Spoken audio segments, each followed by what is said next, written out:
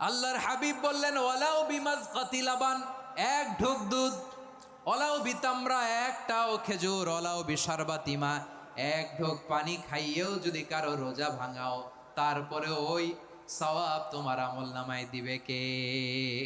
তারাবির সালাতের রাকাত বিতর্ক এড়িয়ে চলুন, রাকাত নিয়ে বিতর্ক করবেন না। 8 রাকাত 20 রাকাত নিয়ে যে মারামারি এই দেশে, এটা শয়তানের ফন্দি। চিল্লায় বলেন, এটা কার ফন্দি?